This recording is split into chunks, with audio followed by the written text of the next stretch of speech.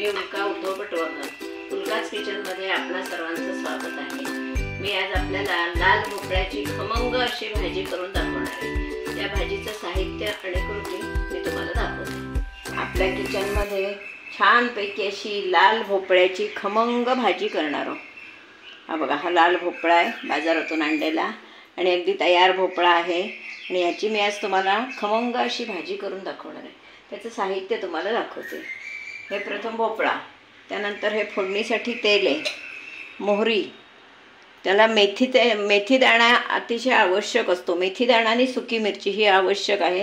हे घेतलेले मेथी दाणा, सुकी मिरची, मोहरी, जिरं, हळद, हिंग, लाल तिखट, मीठ, गोडा मसाला, थोडा चवीसाठी गूळ। तुम्ही म्हणाल भोपळा गोड असतो तरीसुद्धा गूळ कशाला, पण तिखट पदार्थ म्हटला की त्याला वेगळ्या गोडपणाची चव येते, म्हणजे गूळ घातल्यावर एक वेगळी चव येते, छान चव येते, म्हणून घालायचं आहे।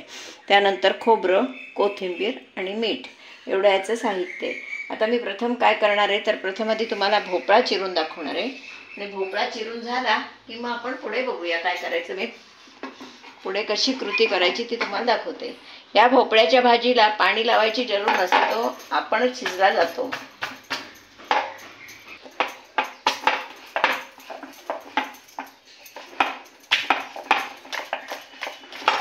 हा भोपळा आहे, याचा मी वरचा हा भाग सगळा काढून टाकणार आहे। हा बघा, बिया जून असल्या तर त्या सोलून त्याचाही आपल्याला उपयोग करता येतो, म्हणजे आपण कुठच्याही पदार्थात वगैरे सुद्धा त्या सोलून वापरू शकतो।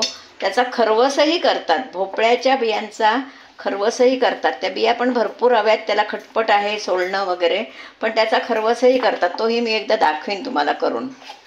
भोपळ्याच्या बियांचा खरवस असा मी आता हा असा मी छानपैकी फोडी करून घेते। त्याचं भरीतही खूप छान होतं, तेही मी तुम्हाला दाखवणार आहे। भोपळ्याची ताकाची भाजी होते, असे बरेच प्रकार भोपळ्याचे होऊ शकतात।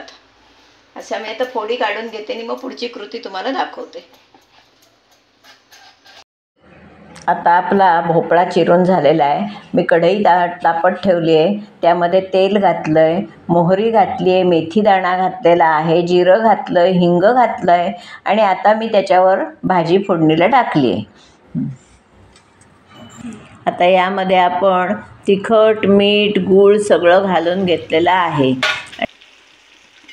हे बघा, आता आपली ही भोपळ्याची भाजी खाण्यासाठी तयार आहे। तर आपण हे त्याच्यावर खोबरं घालायचं, खोबरं नंतरही घालू शकतो, खोबरं, कोथिंबीर। भाजी आपली तयार आणि आपण सर्विंग प्लेटमध्ये काढूया।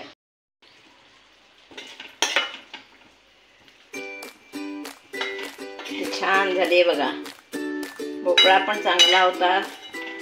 भोपळा महत्त्वाचं म्हणजे जरा गोडीला व्यवस्थित हवा तर ती भाजी छान होते।